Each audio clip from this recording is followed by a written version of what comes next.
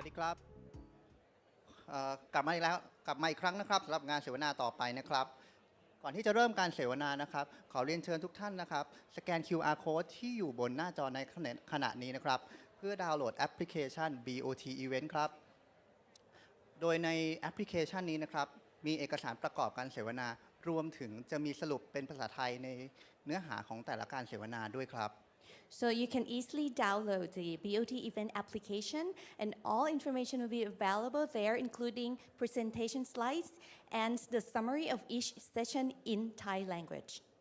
และสำหรับการส่งคำถามถึงผู้เสวนานะครับสามารถทำได้ครับเพียงแค่ท่านสแกน QR code นี้นะครับเพื่อส่งคำถามถึงผู้เสวนาได้ตลอดการเสวนาเลยครับ And as well, you can send questions at all times and the moderator will see your questions online. ลำดับต่อไปนะครับขอเชิญชมพบกับงานเสวนาในหัวข้อเรื่องทิศทางการโอนเงินการชำระเงินข้ามประเทศในอนาคตจะเป็นอย่างไรนั้นคอยติดตามรับฟังกันครับ The next session will be even more interesting. It's going to be about cross-border payments and remittances, overcoming barriers. We get a great honor from the consultant of the Securities and Exchange Commissions to be our moderator today. Ladies and gentlemen, please welcome Dr. Phum Phumirat.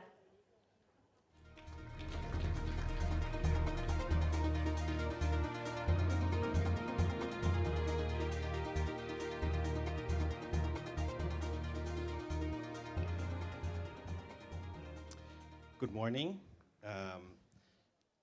Thank you for attending this session. My name is Poom. I'm the moderator for the second panel today. Today we have a very exciting panel actually. 5 of very distinguished speaker who will join me momentarily. But the topic for this session will focus on tech innovation and fintech that will enhance the experience of cross-border payments. Cross-border payment has been a fairly painful process for most people, right, for a long time. And recently, within the past few years, we've seen much innovation that moves this space forward. This area happens to be one of the most regulated area of the financial industry. Because we have 5 panel, I wouldn't take long to introduce all of them because we want to get to the topic. So for the panel today, I would like to introduce our panel. First, Mr. Thakorn is head of digital innovation from Krung Sĩ Bank.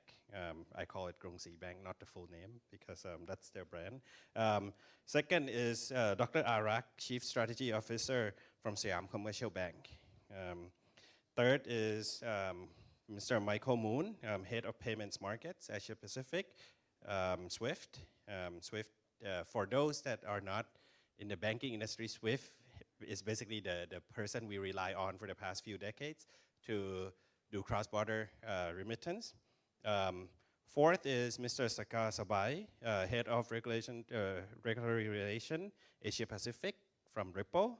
And lastly, our lone lady on the stage, Ms. Wansa Jatikawanit, Managing Director of Omiseko. Okay.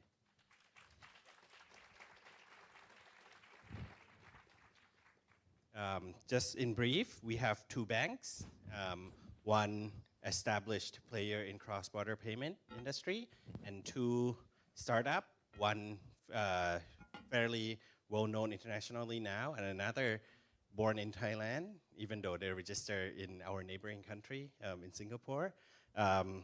So it's a very interesting and exciting panel. So before, we move into the tech side, I wanted to begin with our incumbent banking player side. For the first question to Mr. Thakorn,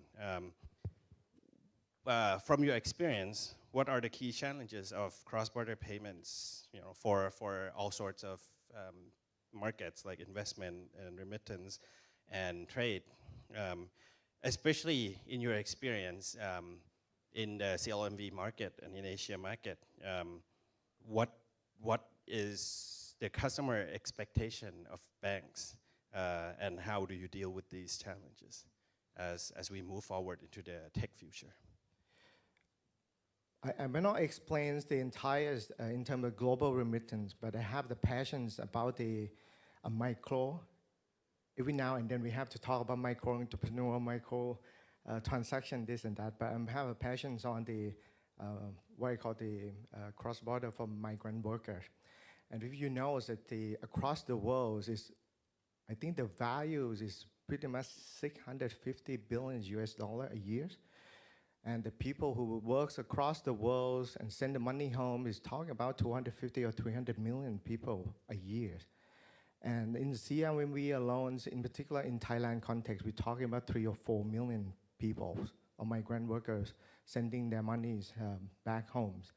But it has been using a traditional way to send the money back homes. It's not that sophisticated in terms of the technology they want to absorb. But I guess the question that you asked, what would be the problems that we cannot move ahead in terms of driving down the cost, improving efficiencies, and whether or not the technology that this guy introduced, blockchain, distributed ledgers, can this help the migrant worker? I think it's actually not requires a sophisticated technology to drive efficiency. It's just a matter of trust that whether or not these people have in the institution, like a bank, and whether or not the bank is actually knows how to serve these people, that's actually my key concerns.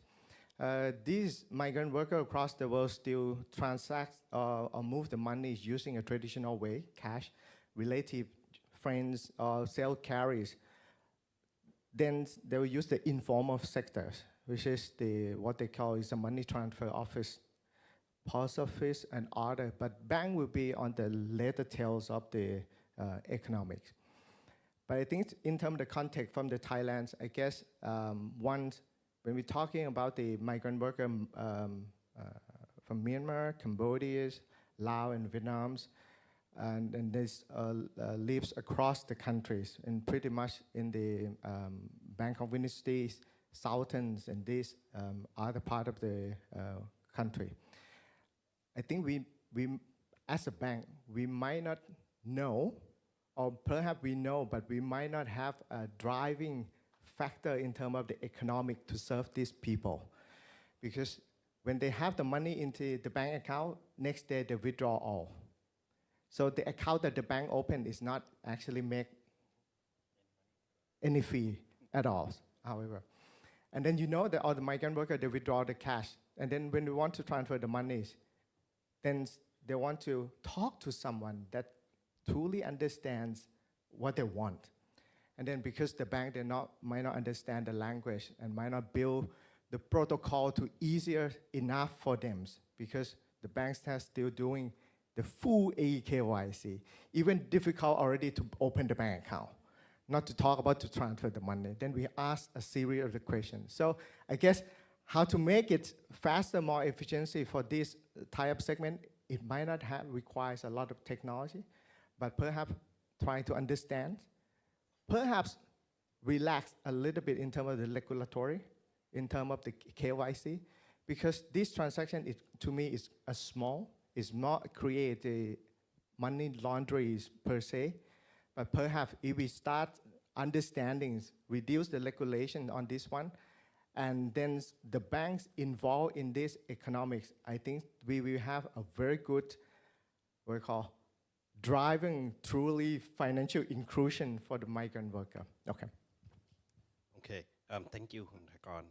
So obviously focuses on efficiency, but also ease of regulation or a sensible regulation for the different type of transaction, especially for migrant worker, which we have a lot in Thailand, as you mentioned, 3 to 4 million. Dr. Arak, what do you think will instant cross-border payment be realizable? What are your views? Is it really necessary? How quick do we have to get it to be? Does it really need to be at level of, say, prompt pay, like literally 3 seconds it gets there? And if we get there, at different speed, what do you think it enables for our economy? Okay, thank you. That's a lot of questions. I can't remember now. Um, okay, well, first of all, I think real-time cross-border remittance will happen just the same way as we have the real-time payment in Thailand, prompt pay system by BOT, and a lot of other countries, Singapore, UK, Australia, you can name it, all the domestic remittance or domestic transfer already happening on real-time basis. The next question on that one is more of the cost structure rather than whether it will happen. So it's conceivable a natural extension for the cross-border remittance to happen in a real-time manner and the cost structure that's significantly cheaper than what it is today. So at least that's my belief. Already we can see a lot of trials and pilots that we have, right? SCB is also doing a pilot actually with our partner Ripple over here to do a few of that, one of the corridors, and also of course Krungsri also doing that. So we can see, right? We can see the power of technology making it happen, but yes, it's still on a limited scale at the moment. There are a lot of regulatory frameworks, there are a lot of business rules, there's a lot of understanding that need to be done, but I think it looks quite promising. Now, in a way, this will actually solve real problems in practice as well. There are a lot of companies, overseas company MNCs, that actually, a lot of people here, if you're a property owner, right, if you use Airbnb, for instance, you would realize that it would take you probably 2 to 3 weeks before you get your money from renting out your property. Part of that has nothing to do with the fact that, or maybe a little bit to do with Airbnb might want to keep a little bit longer of the proceed. But reality is that they're constrained by the fact that if they want to remit the money to you immediately, it costs a lot. It takes a lot of processes. It takes a lot of changing in the current workflow, right? So what happens is that they accumulate all the transactions into big bulk and then send it in one time. So that's why 2 to 3 weeks sometimes for some of you. Now with new technology, it's conceivable that the real-time settlement can happen after they turn and return the key, right? And I think that's sort of that's the kind of conversations that we are looking to see whether that can happen. We believe it can, and we'll probably try it out and see how it goes from there. But as Kun Thakon mentioned, I think that's sort of where I have no question that this will happen, but it's a matter of time, and a lot of things need to be in place. We talk about regulatory framework. Different countries have different regulatory policies, and those need to be aligned. Right, and in terms of infrastructure, which we can touch on a little bit later on, where different countries now have different infrastructure. Global remittance can only happen if it's a scale, right? SWIFT over here has built a pretty significant scale in terms of global connectivity to do the same thing. And of course, everyone is trying to push for real-time payment. That also needs to happen. And in my mind, that would be, that pace of technology adoption would be a question mark of how fast things can happen. If not everyone adopt at the same time, then they'll be subject to the slowest adoption, for instance. So, in all, I think very positive and upbeat about the outlook. And now, how do we make it happen more like? Okay, so as per our two bankers' address, real-time payment will actually increase financial inclusion and enhance various transactions. So let's get to our main player in the cross-border payment system across the world today, Mr. Michael. SWIFT is the main network that everyone relies on these days to handle cross-border remittance. What is in SWIFT's plan in the future to combat the advance in technology to solve some of these problems and enable the things we've just mentioned, making it faster, making it easier to access? How can your technology help with easing regulation compliance across the landscape and make this cross-border transaction more efficiently? Thank you very much. So maybe I'll just start by saying that 45 years ago, SWIFT was one of the original sort of innovators in financial services and basically killed what were the old telex processors to introduce the world's financial messaging.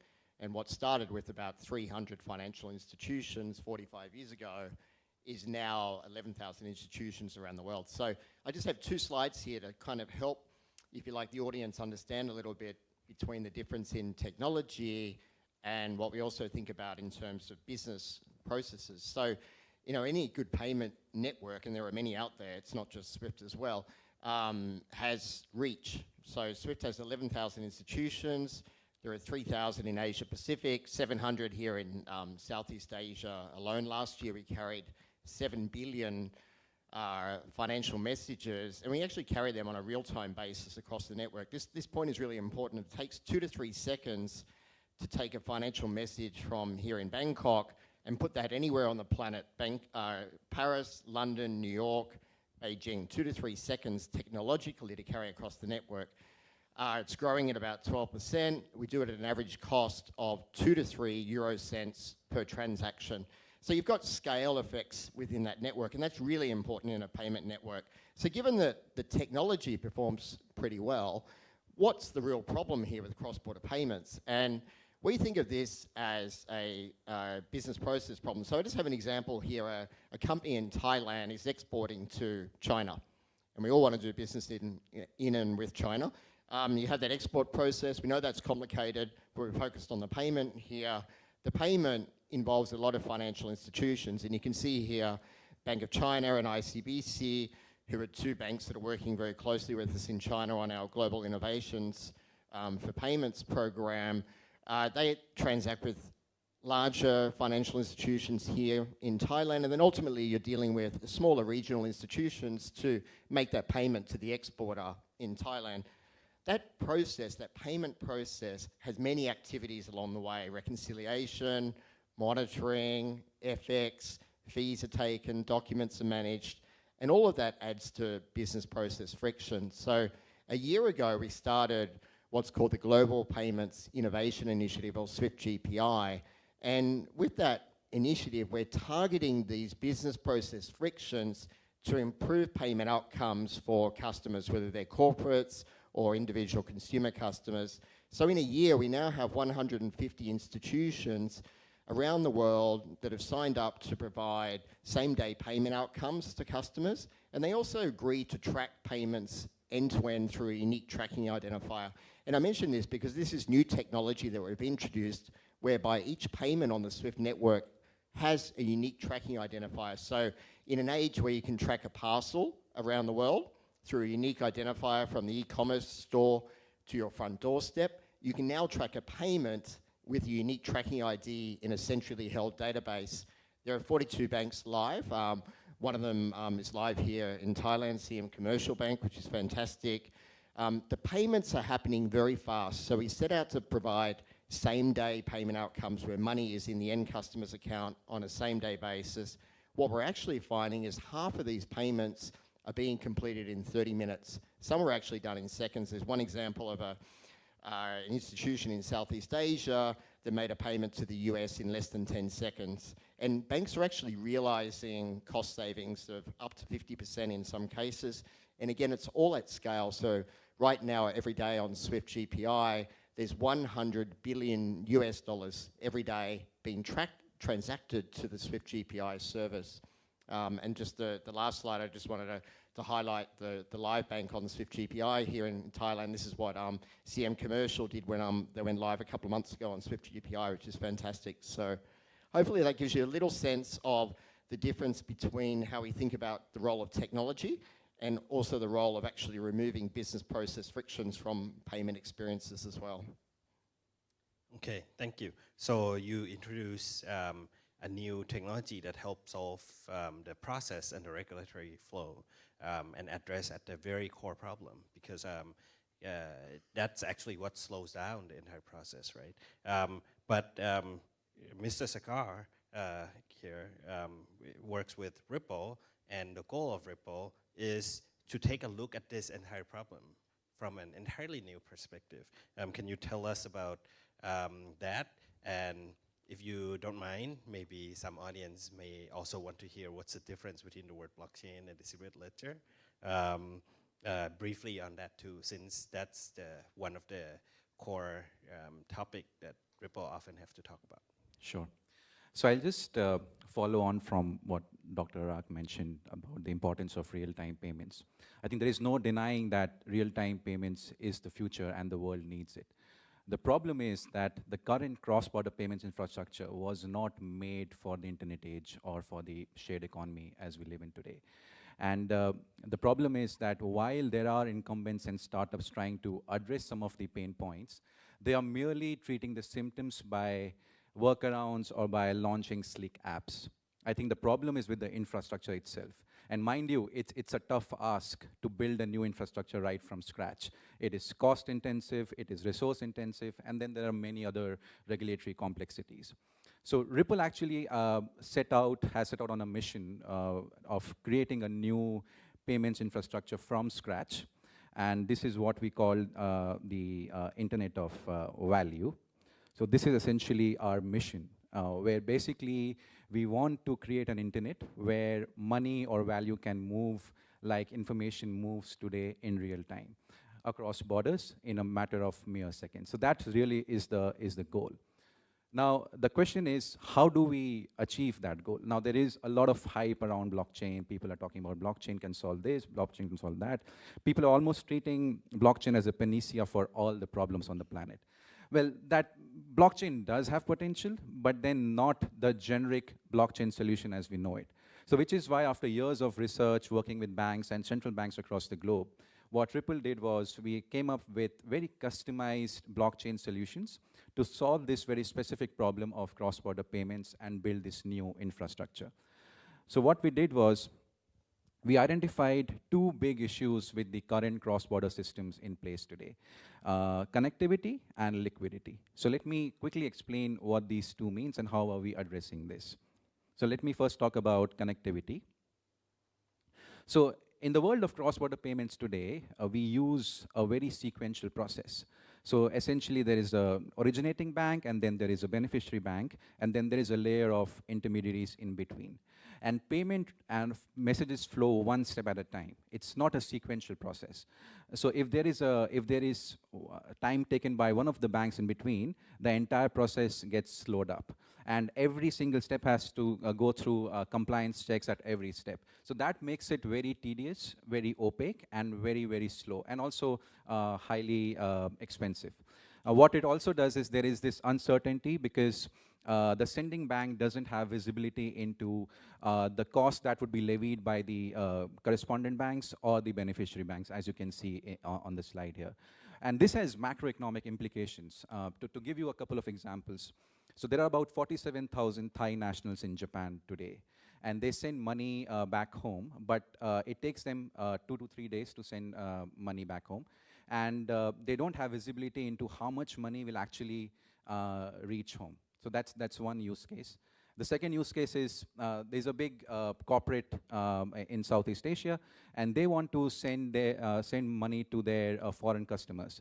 Then that also process takes about 2 to 3 days, and they don't have visibility into how much fees would be levied. So this really frustrates the customers, and there is a risk of losing out on valuable partners, and which may be detrimental to the bottom line. And there is a reason why I give these two examples, and I'll come back to it later.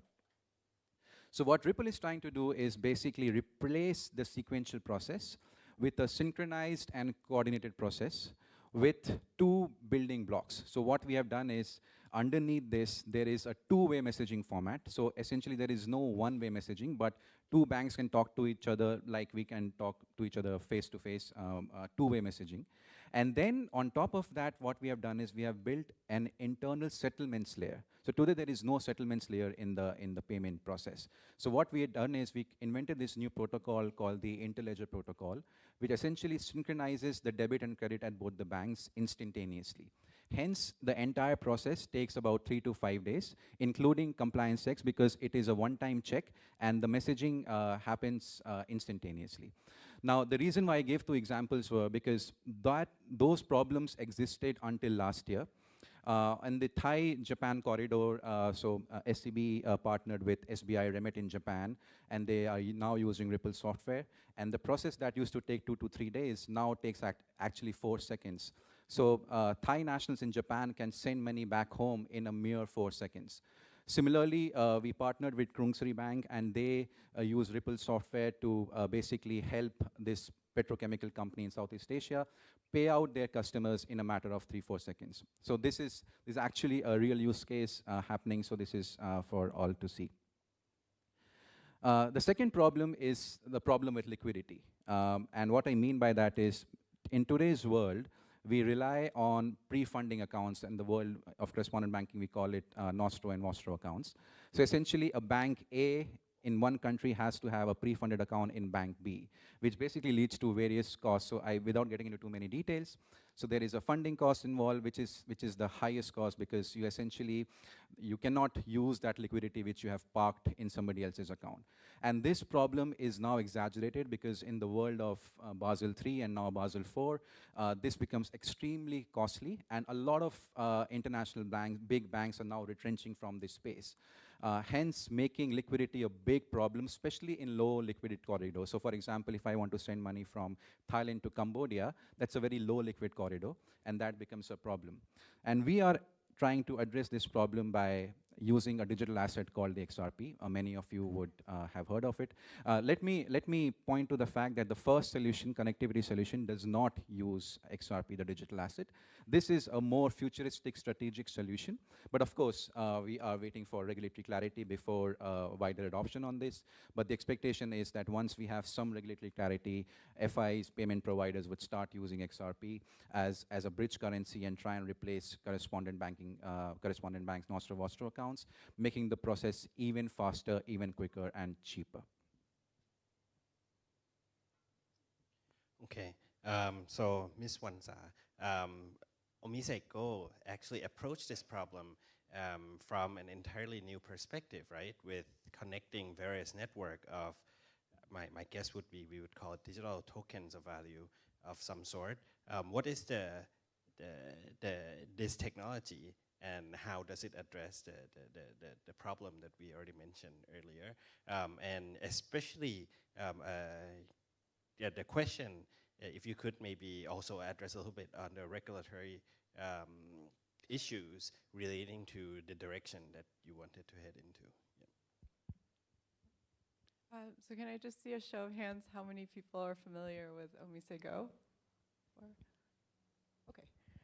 So just to give a little bit of context, Omise Go is one of the 5 subsidiary company of Omise, which started off as a payment gateway company. And what we're building is what we call an OMG network, which is a public blockchain network that's looking to allow for any types of tokens to be exchanged. So that provides you a basis for making payments, right? Our focus is a little bit different from Ripple, I would say, is that we focus on microtransactions. So speed is something that's very important for us, where Ripple focuses a lot more on interbank transfer. Right. So I think that links to Kuntakon's point earlier that in Asia, there's a lot of the unbanked. And so the question or the issue that we're trying to tackle is, okay, how do I make payments to my aunt in Japan with low transaction and be able to do it frequently? Just a personal experience, like 2 days ago, I did a wire transfer to the US and it cost me $63 for a $200 transaction. If you're looking, yeah, it's crazy. But if you're looking into, a student that comes to Thailand from Myanmar and is working and wants to send $200 back home, charging them $63 is not really the most sensible thing, right? They can't afford it. So we look at it from the access point of view. And sorry, can you repeat the questions?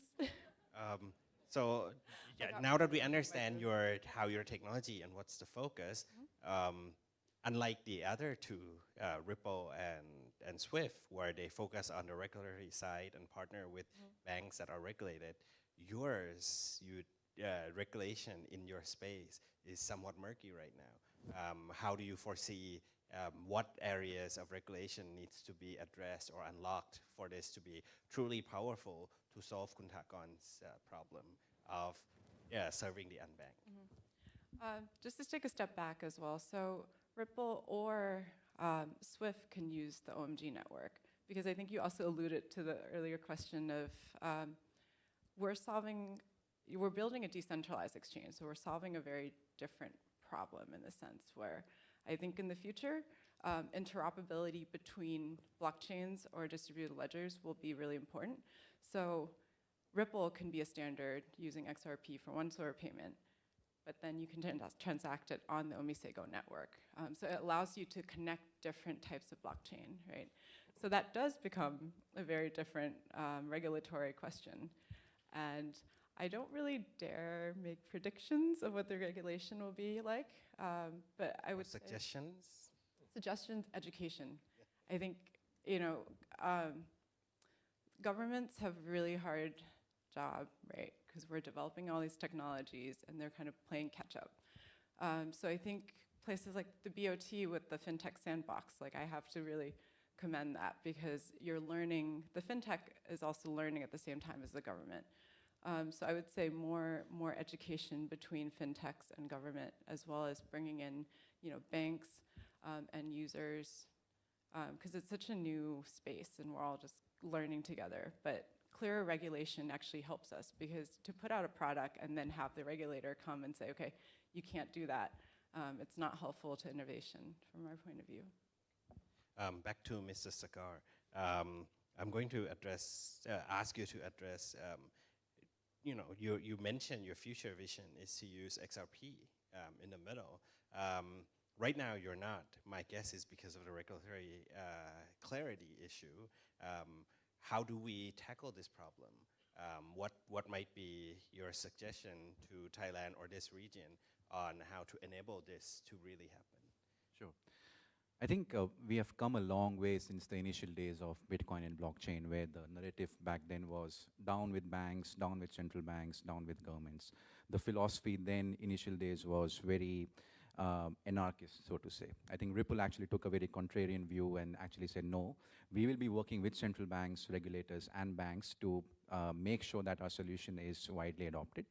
And which is why I'm actually employed by Ripple, because so we actually work very closely with about 40, 50 central banks across the globe, including Bank of Thailand.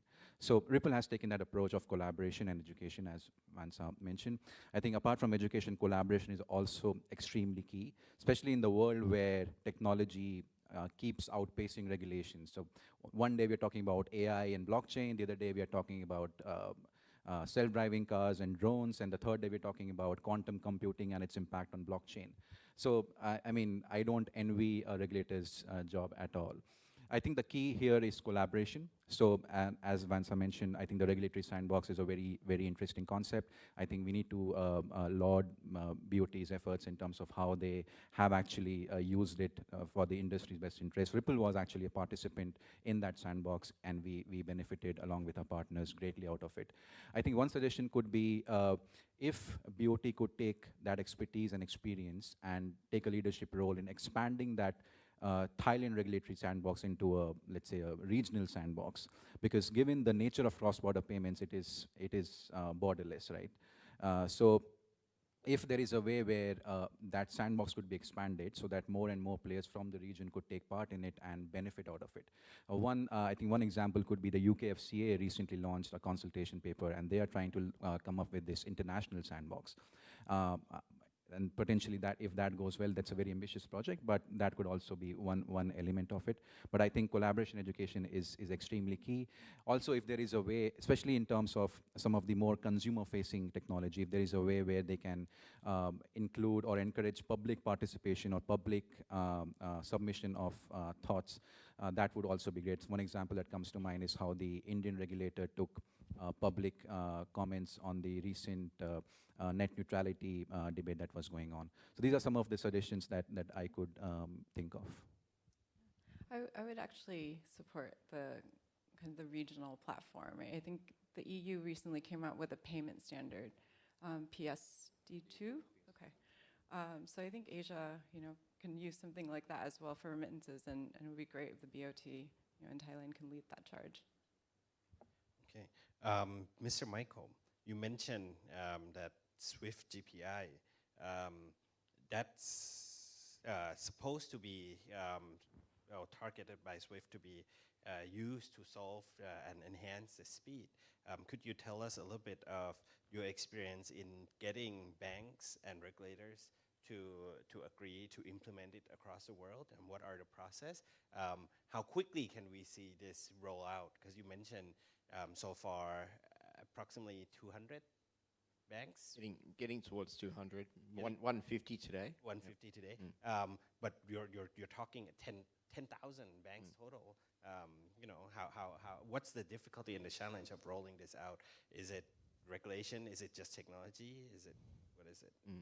So change is hard, right? And change at an industry level and at a global level is perhaps even harder as well. But we started this journey about 2.5 years ago, and a group of banks were very committed and serious about solving these problems in cross-border payments. So the feedback around payments are too slow, they're expensive, there's no information with payments, I don't know where the payment is, it can't be tracked. A group of banks said, well, we want to solve this problem. So as a cooperative, SWIFT is sort of in a unique role where we can organize the community around these initiatives. So this is something that we're heavily invested in as SWIFT, but the industry globally is very invested in it as well, to the point that there's at least a bank going live on the SWIFT GPI service today. Now, there are 5 key things that happen with SWIFT GPI. So same-day payments, providing transparency to fees, so the fees are actually made transparent across the parties of the transaction. Transactions are tracked end-to-end, so they're traceable through that unique tracking identifier. There's certainty provided to the customer on when the payment arrives. So not only is it faster, but the customer knows that it happens in the same day. And feedback from end customers was, speed is important, but it's also important to know when it arrives. And really importantly as well, in an information and data age, remittance information is carried with the payment payload as well. So you can carry data through there as well. So, you know, to your question, how do you go about this change? A lot of it is actually organizing the community around having this common service level that every bank that participates in this initiative agrees to actually perform activities on the payment in the same way on a global basis. You know, what we've found, one of the lessons is that if you get that common service level right, and we've started with those features that I mentioned today, we'll start tightening those up, I expect, over time, going faster, this kind of thing. If you can provide that common service level in a standardized way on a multilateral basis across the globe, banks actually get quite creative with this. So we're seeing some very interesting things that we hadn't really thought would occur. There's one bank in China that uses this information feature of the SWIFT GPI payment message for Chinese students that are studying in the US or Australia or the UK.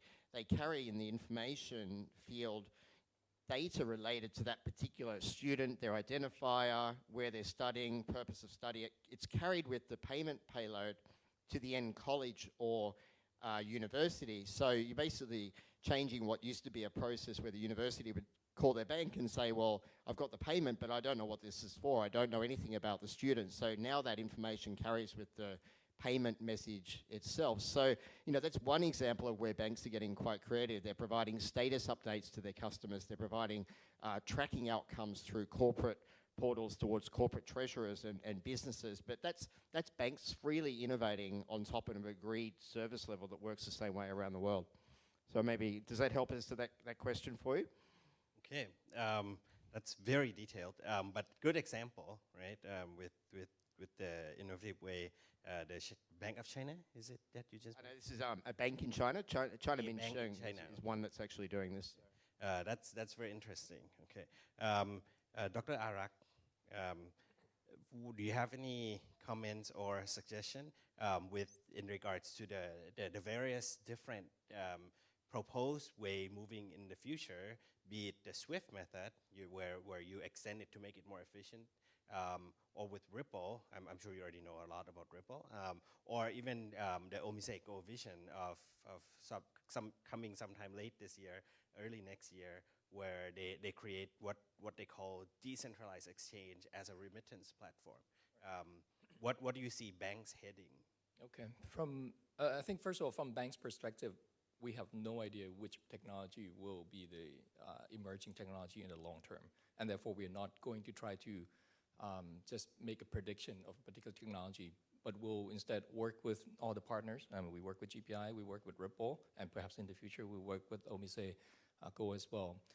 But in parts, it's so that we actually learn about these technologies and how they can actually be applied, right? So therefore, in my mind, over time, perhaps in the next few years, technologies will not be the primary focus of the discussion for cross-border remittance. It will be things around it that make this whole thing work or not work, right?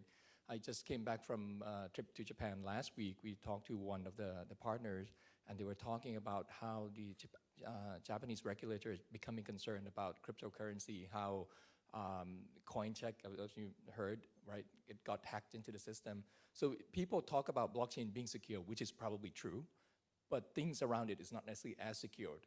And these things, everything put together, the end-to-end system. So my concern would be, how do we make the whole ecosystem reliable and secure in such a way that everyone would be comfortable, right? The underlying technology, I think we can debate, and there are some pros and cons for all the technologies. So in that sense, and I can see how regulators would be concerned. A particular one bad example could set back not just the system, but public trust. And that's when it takes multiple months and if not years to try to resolve.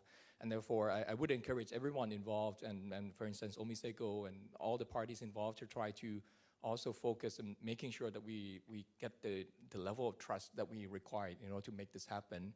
And if banks in any part can play this role, we intend to. I mean, there's a reason why we're regulated, right?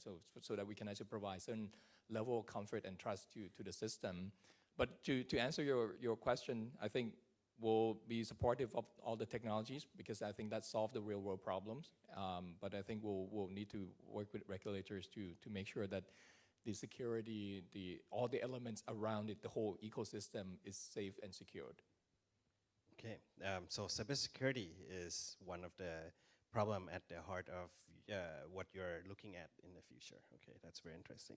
How about Khun Thakon? Is there any other problem other than cybersecurity? What do you think, or how do you plan to use one of these new technology to address the problem you mentioned earlier with the financial inclusion and the unbanked? The problem is solved. We invest in Omise. And SCB invests in Ripples. Problem solved. No, I guess it's come down to the, I repeat it again. The cost involved for the cross-border transaction is because we're lacking of trust to each other. That's why you build up the protocol, verification, intermediaries, and others. But because in the past, to build the trust is not that easy. But I believe that with the new technology, we can come up with something that can create trust, especially in amongst the banking in the other countries. We do not have to use the third party to help ensure the trust among the bank or the customer of each bank. But I think sooner or later, there will be some systems or things that can actually help each bank hook to each other to create, I wouldn't say bilateral agreements, but I think, yes, once we're able to connect to each other without intermediaries, it doesn't have to be a blockchain. It could be a simple text message, because the SMS is already go, the transaction.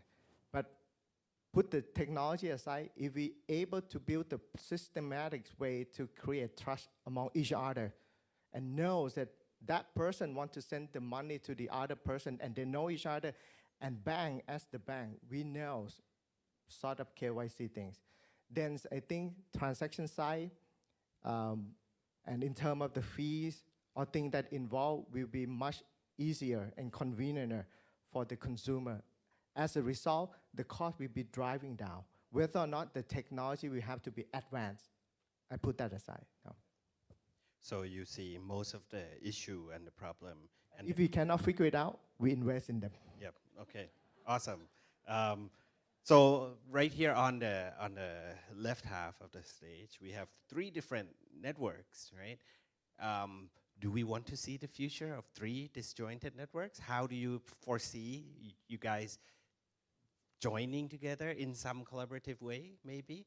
And any one or two, all 3 of you could each address maybe what is the possible difficulties and possible potential, and what issue that might need resolve, right? Good question. Because we have 3 networks. We also very I'm sure the 2 banks are like, we really want to have bank one is global also network. very tired, connected to all the platform and technology. It would be love to have just one technology and one platform across the world. Or 3 technology, 3 platform, but interconnected. Yes. So any of you? So I think, as I mentioned earlier, I think interoperability will actually be one of the key importance to essentially cross-border remittances, right? As well as other use cases related to blockchain. Because, as you know, it's like saying, oh, what is the killer app for the internet? Like, the blockchain, you can do so many different things with it, with so many possibilities. So different design will actually take rise to different use cases. So what Omise Go is doing is actually allowing you the ability to transact with any type of tokens, which means any type of network, any type of protocol can talk to each other. So to answer your question, I don't think it's going to be one network that is the winner for every use case. It'll be multiple, and so this is why we're working really hard to build the Omise Go decentralized exchange with Plasma, which, you know, with this aim, we're aiming at 1 million transactions per second. So it should be able to support any network with any type of use cases. I'll just extend from what Vansa mentioned. So I absolutely agree that interoperability is the key. And in that regard, Ripple has created this protocol called the Interledger protocol. And it does not only just connect blockchains, but it can actually connect any ledger to any blockchain or any ledger. So I think that really is key. Our current product that we solve the connectivity problem actually uses Interledger protocol. But again, zooming out and from a very macroscopic viewpoint, I think the market opportunity to treat this whole cross-border payments issue is actually much more than sending money from one place to the other more efficiently. I think I would like to tie this up with what the Honorable Governor mentioned in the morning. I think it actually touches all the 3 points he spoke about. So productivity, immunity, inclusivity. And I'm very confident that in the next 4 to 5 years, we will actually see the creation of this Internet of Value, which will basically improve financial inclusion, lower barriers to commerce, and connect people in different parts of the world. So I think, and to your point, there is definitely room for more than one player. I think if we can all collaborate and work on a common goal with these underlying protocols connecting different ledgers or different networks or different blockchains, I think that really is the future. Thank you. There's room for plenty of networks, and payments is such a rich value chain. There are so many challenges and problems to solve. As I mentioned earlier, the problem is less in the technology itself. There'll be many sort of technologies over time, and companies will adopt new technologies to solve new sort of technical challenges that they have. But getting coherence and common understanding around the core business processes that need to be solved, need to be harmonized, need to be interoperable, need to be standardized is one of the things that I think is most important. So if you take financial messaging standards here in Thailand, you have at least 3, probably a few more different financial messaging standards happening in your payments every day. It's a bit like when I catch the subway from, say, Sukhumvit, I use a little token, put it in the machine, or I write the BTR and I can tap and pay on a card. Those 2 systems are not standardized, and at least to my experience, are not interoperable. But you have card payment standards, right? The 8583. You have a new standard, the ISO 20022 standard, which is a very internet ready and digital age standard, lots of information, XML oriented. You have traditional Swift fin-based messaging, and you'll have a lot of other proprietary messaging as well. So, you know, you kind of, one of the big things this industry can do here in Thailand and regionally and globally, as well as to kind of standardize around common messaging standards, because then regardless of the institution you use, the network you use, it's all talking the same language. So that kind of payload of data and the standardization of that is really important as well, particularly domestically here in Thailand. So, Can I share my view on this one? I think there will be a winner takes all in this case. It doesn't make sense for I guess the market, the world, to actually have multiple platforms for this to happen.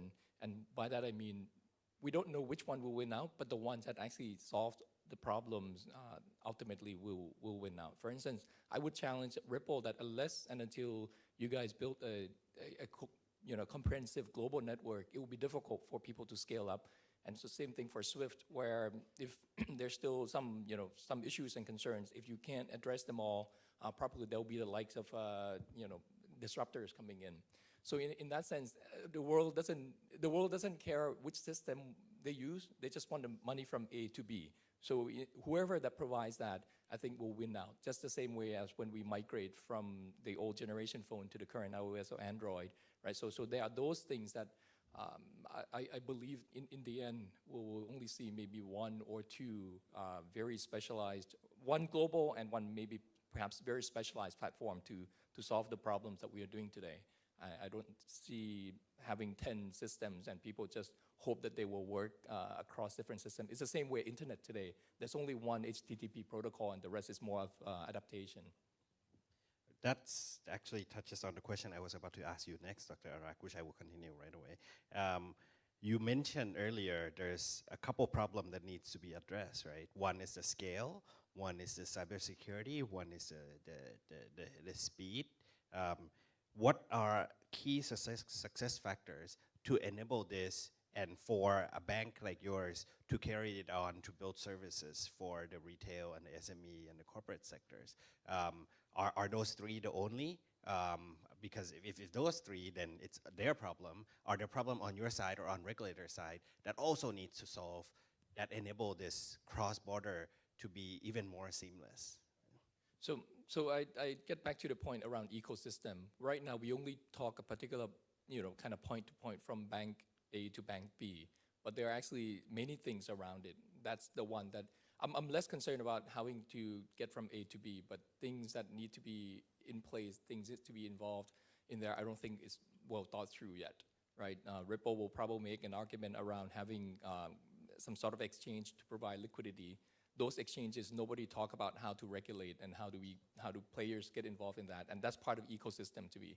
And this ecosystem is probably phase 2 of fixing things, and before we need to identify all the key components. And once we do that, I think regulators would actually have a difficult job ahead to sort this out, because without this is going to be regulated business no matter what, because it deals with money, right? And I think I can feel for the regulators who try to come up with policies that kind of work. In country is already difficult, and now you have to deal with multiple countries. How do you make that happen? So I would say that the key important thing is to have a very transparent and clear dialogue between banks, regulators, and the technology provider or the infrastructure provider to solve this. And there will be some element of unknown. And how do we deal with those unknown or those risks in such a way that it doesn't, we can't have perfection before we do something. I think that's in our bank, we kind of come to that conclusion that if we try to do something, after we figure out how to do it, it's probably too late.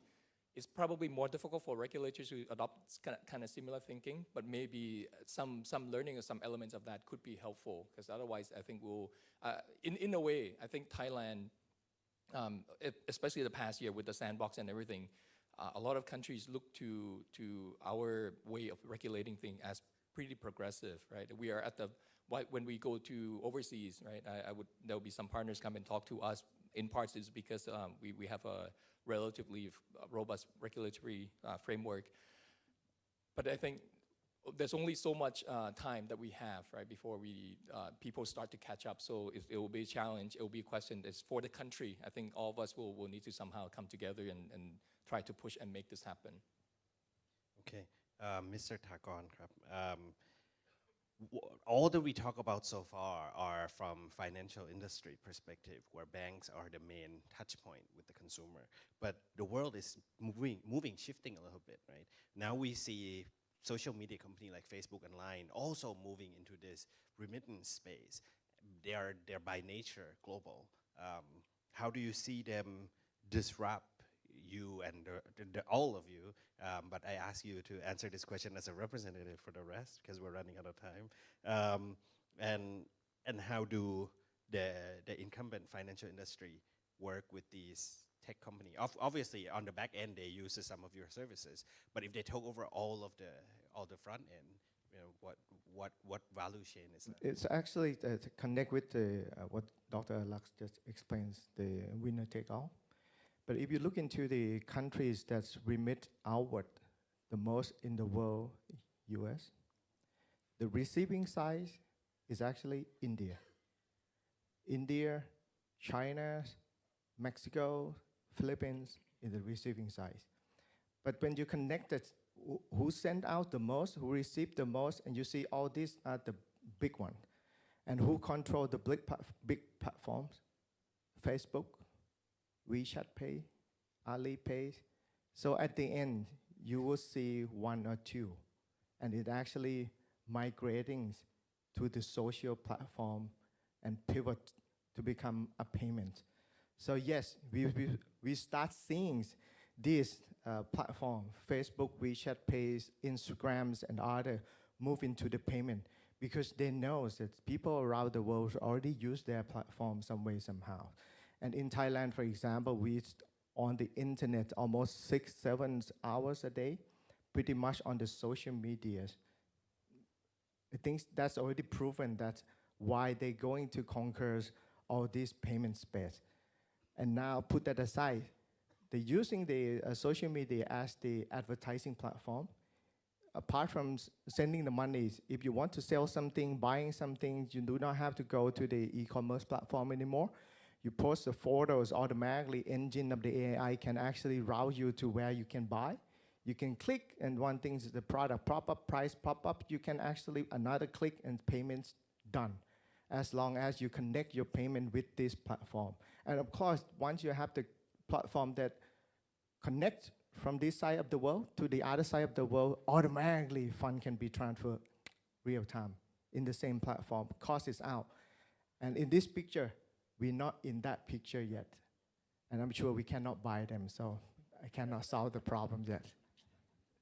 Okay, so that's a challenge, right? You have a huge competitor from outside of the industry too, not just inside.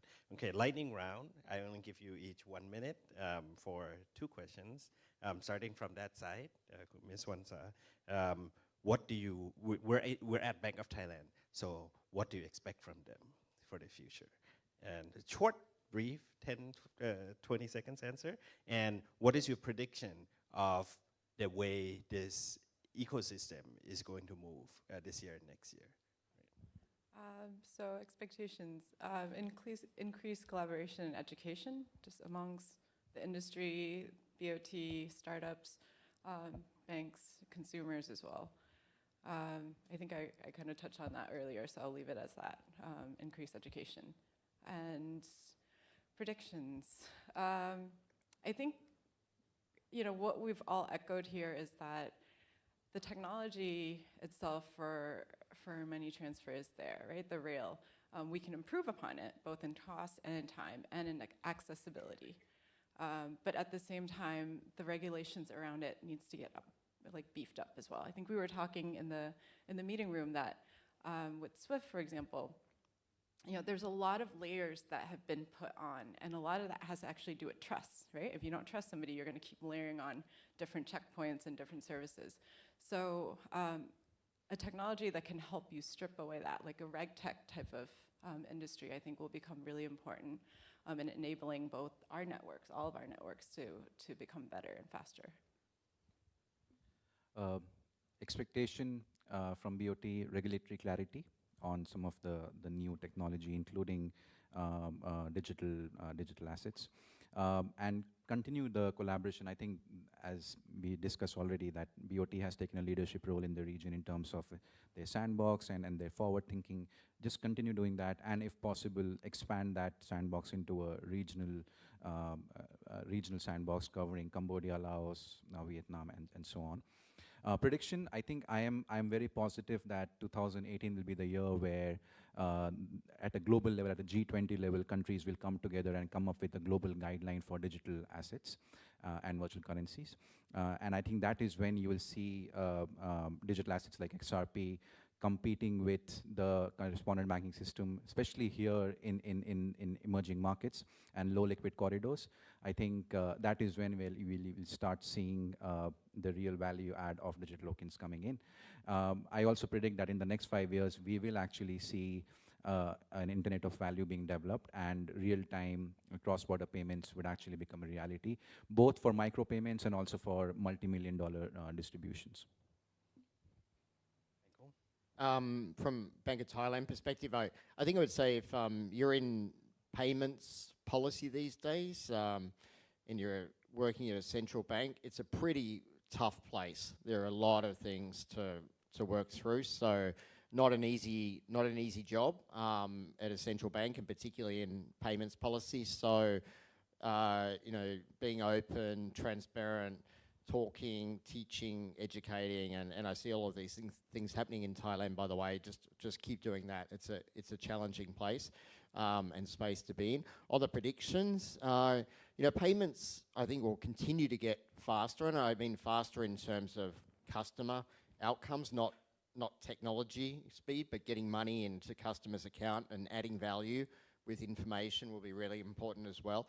But the speed won't happen at the cost of failing to deal with compliance or managing regulation or lapsing on security. So speeding up, but dealing with all of these things. So, you know, I echo what Vansa said. If you're a young, energetic fintech firm here that has great ideas on how to kind of strip out these frictions within the industry, put yourself at those problems, right? There are a lot of challenges that will need to continually be solved as well.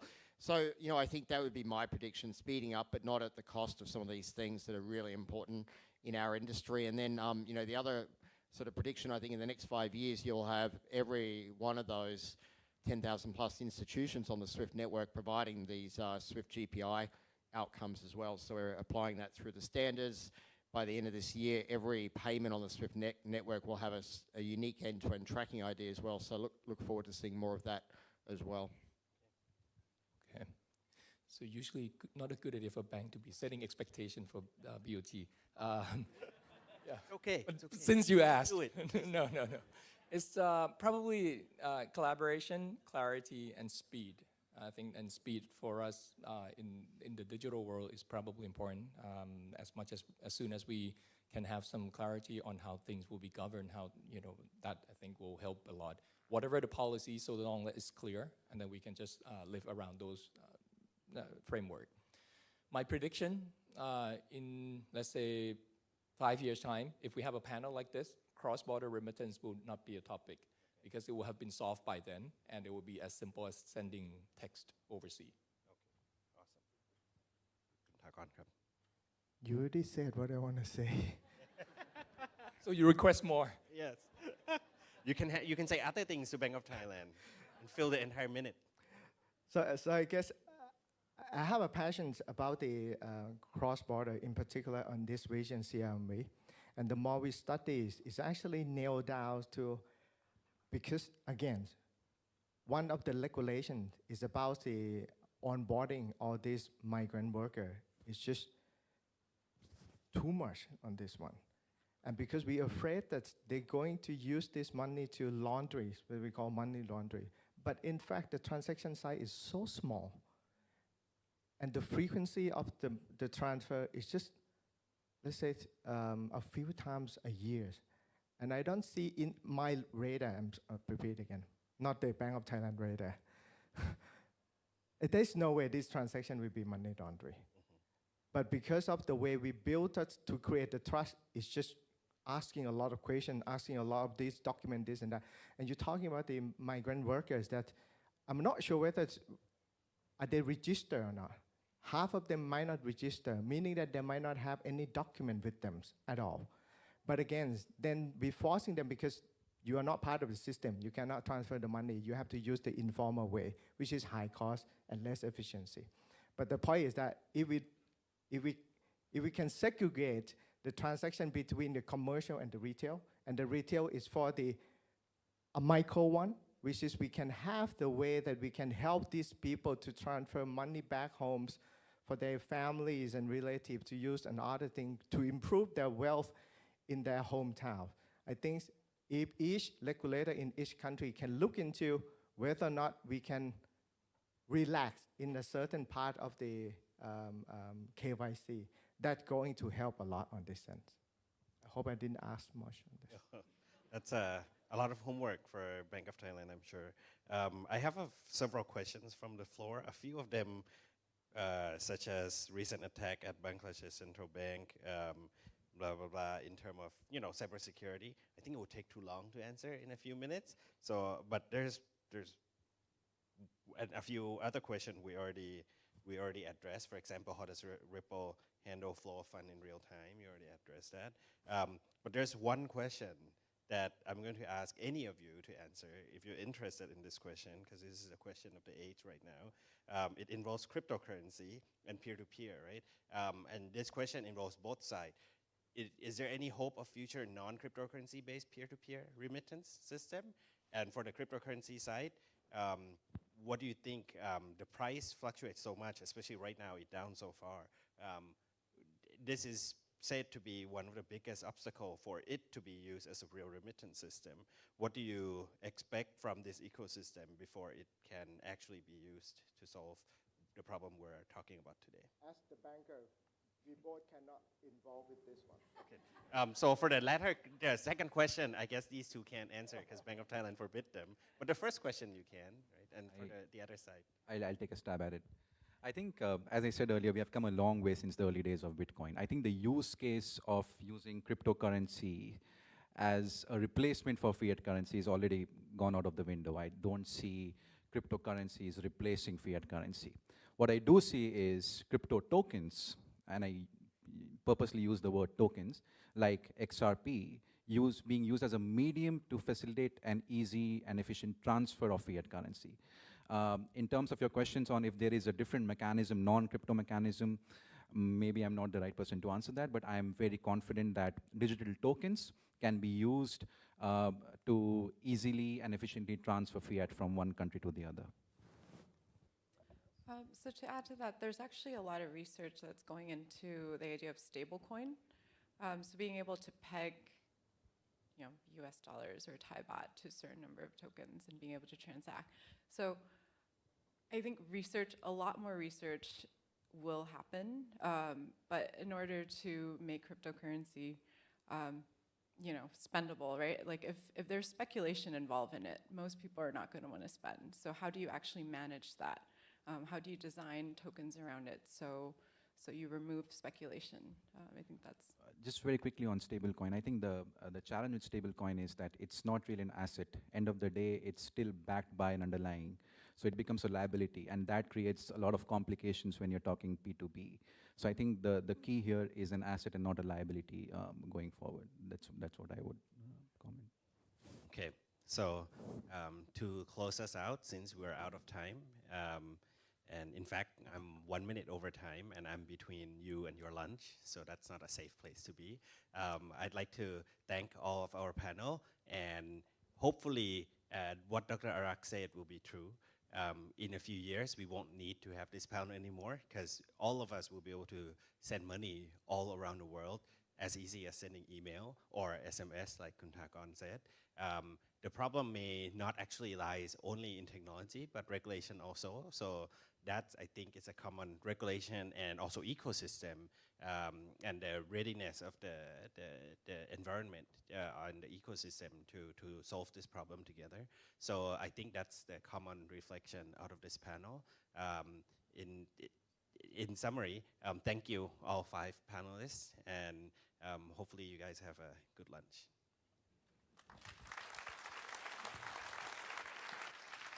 Okay, thank you so much for a very wonderful presentations and discussion here. We have a great combination as the banks and players who are having really active role in applying disruptive technologies actually before they're getting disrupted.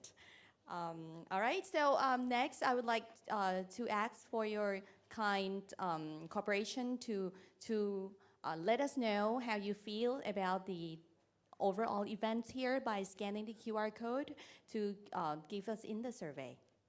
ครับขอกราบขอบพระคุณท่านผู้ร่วมเสวนาทุกท่านอีกครั้งนะครับลำดับต่อไปครับขอเชิญทุกท่านร่วมตอบแบบสอบถามนะครับง่ายๆครับเพียงแค่สแกน QR code ที่ขึ้นอยู่บนหน้าจอในขณะนี้ครับทุกๆคำแนะนำนะครับเป็นกำลังใจของพวกเราครับและในช่วงบ่ายนะครับก่อนที่พวกท่านจะทักรับประทานอาหารกลางวันนะครับในช่วงบ่ายครับเรามีงานเสวนาเพิ่มในอีก2เวทีครับโดยเวทีแรกเรื่องภัยทางไซเบอร์ครับบริเวณชั้น2นะครับแล้วอีกเวทีหนึ่งคือส่วนของทางเทคโนโลยีครับที่อยู่ในบริเวณชั้น1ซึ่งจะเริ่มทางบ่ายโมงครึ่งทั้ง2เวทีครับเดี๋ยวก่อนนะครับในเวทีนี้ยังคงมีงานเสวนาที่น่าสนใจครับต่อไปในบริเวณนี้แล้วก็จะกลับมาอีกครั้งในเวลาบ่าย2โมงตรงครับ So not only the main conference hall here, we also are having more sessions in the technological talk area, and also cybersecurity will start in the afternoon.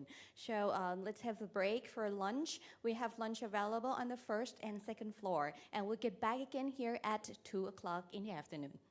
ครับลำดับต่อไปนะครับขอเชิญทุกท่านพักรับประทานอาหารกลางวันนะครับบริเวณชั้น1และชั้น2กลับมาพบกันอีกครั้งนะครับเวลาบ่าย2โมงตรงครับ Bon appetit สวัสดีค่ะ